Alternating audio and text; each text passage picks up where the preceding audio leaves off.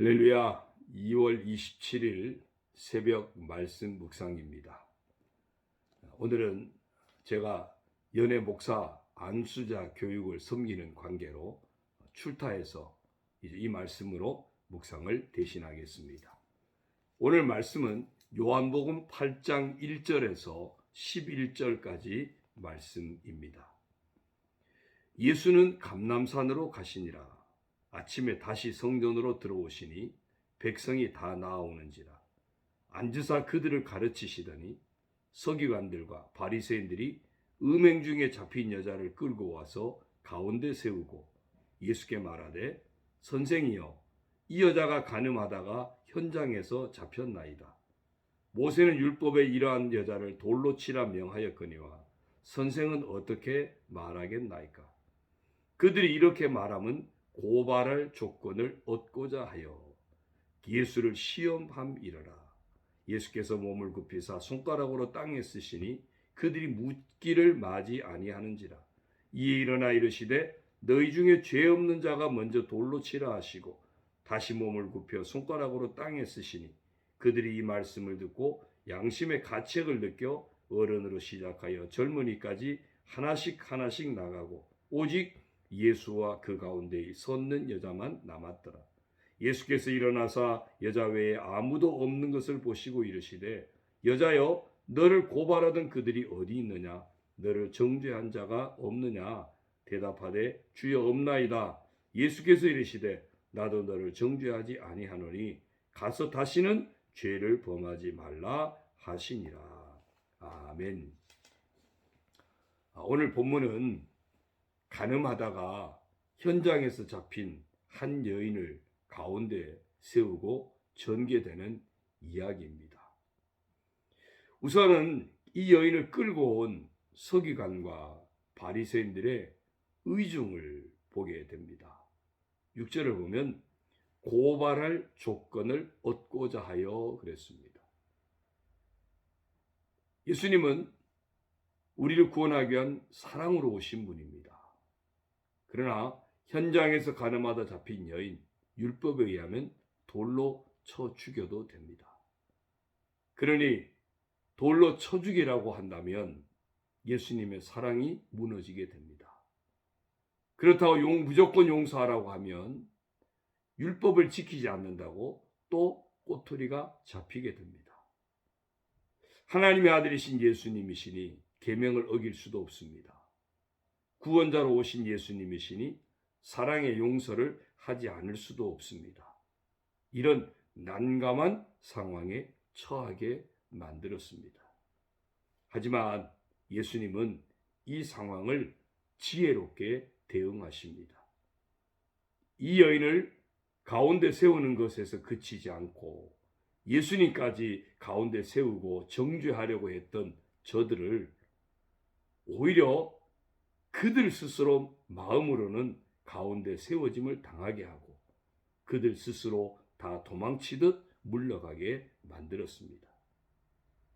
오늘 여기서 우리는 대체적인 우리 인생의 관점을 발견하게 됩니다. 바로 율법적인 시각입니다.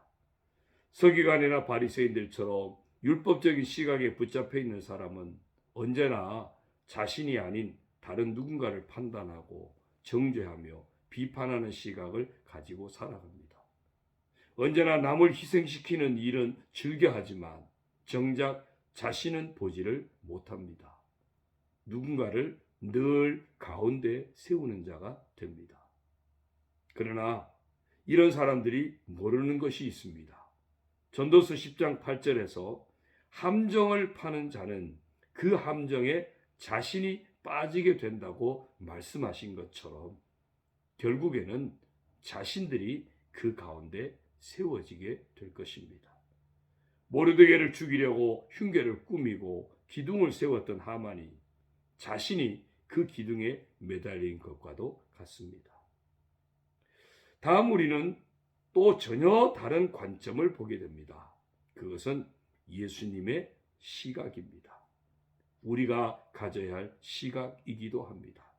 곧 은혜의 시각, 복음의 시각입니다.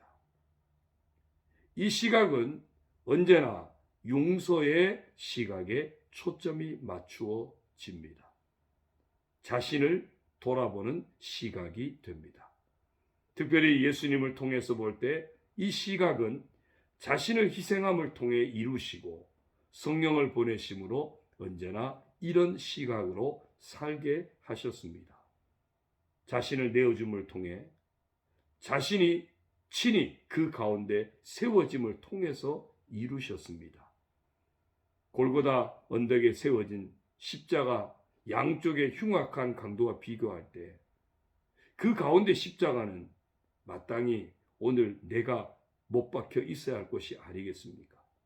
그런데 그 십자가에서 나를 내리시고 예수님이 친히 달리신 것입니다. 사랑하는 성도 여러분, 우리가 이 세상을 살아갈 때 첫 번째 시각, 곧 율법적인 시각을 벗어버리지 못한다면 결코 행복한 삶의 주인공이 될 수도 없고 결국에는 자신이 그 가운데 세워져서 판단받고 정죄받을 날이 온다는 사실을 잊지 말아야 합니다. 그러나 반대로 두 번째 시각, 곧 성령을 통하여 예수님의 복음의 시각, 은혜의 시각, 용서의 시각을 우리 몸에 채우고 그 관점을 따라 살아간다면 틀림없이 우리는 하나님이 주시는 참된 평안과 생명과 행복이 이루어지는 삶을 살게 될 것입니다. 사무엘하 18장 19장에서 아버지를 반역했던 압살롬의 죽음 앞에서 애통해하는 아버지 다윗의 관점, 그런가 하면 압살롬의 죽음을 당연시 여기고 오히려 다윗에게 항의했던 요압의 전혀 다른 관점을 보게 됩니다. 누가복음 15장에 나오는 탕자의 비유에서는 방탕의 길에서 돌아온 둘째 아들을 대하는 아버지의 태도, 그런가 하면 그 동생을 용납할 수 없었던 아버지 행동이 못마땅했던 형의 태도에서 전혀 다른 관점을 볼 수 있습니다. 똑같은 상황에서 전혀 다른 관점을 보여줍니다. 우리는 오늘 분명히 알아야 합니다.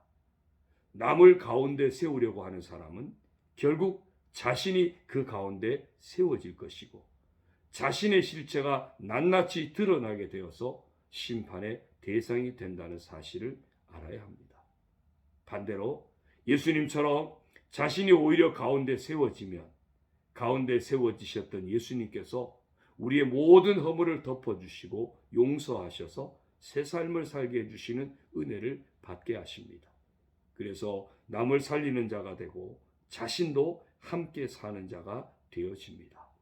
사랑하는 성도 여러분, 가정에서부터 그리고 교회 생활에서 나아가 사회생활에서 내가 먼저 형제와 이웃을 품고 살리는 자의 삶을 살게 되기를 바랍니다.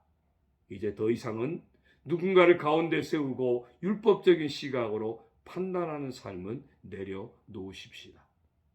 내 힘으로는 할 수 없음을 인정하고 예수님을 모시고 살아가므로 예수님의 시각을 우리 모두 소유하게 되기를 바랍니다. 그래서 내 중심에 언제나 예수님이 성령으로 오셔서 함께 하시는 삶, 곧 성령으로 이끄셔서 이제는 살리는 자의 삶, 함께 사는 삶의 주인공이 되시기를 주님의 이름으로 축원합니다. 기도드립니다. 하나님 아버지, 고맙습니다. 우리가 인생을 살아가면서 이 서기관과 바리새인들처럼 율법적인 시각으로 늘 누군가를 판단하고 누군가를 가운데 세우려고 하는 어리석은 자의 삶을 살고 있지는 않습니까? 이제 이런 율법적인 시각은 내려놓게 하여 주옵소서.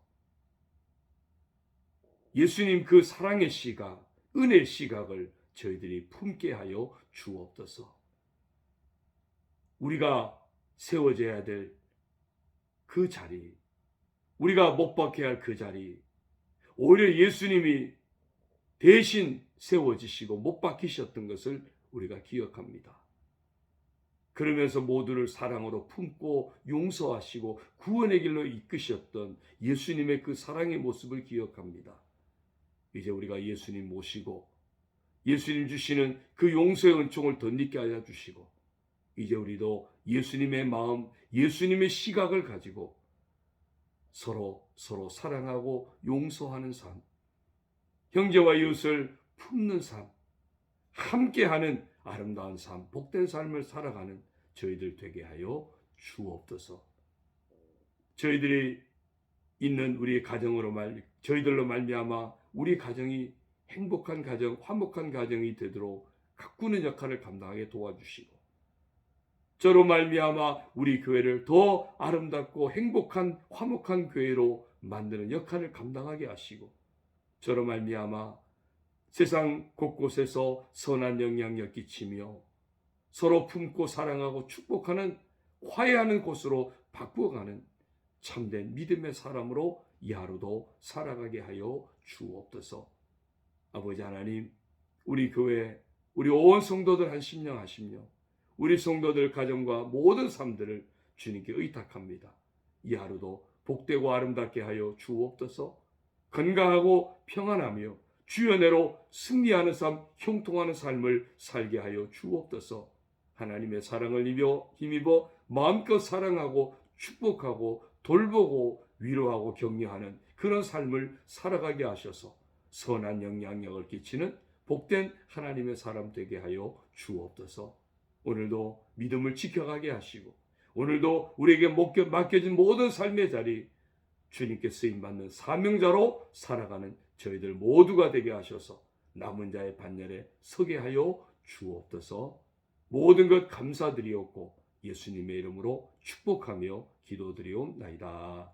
아멘. 할렐루야.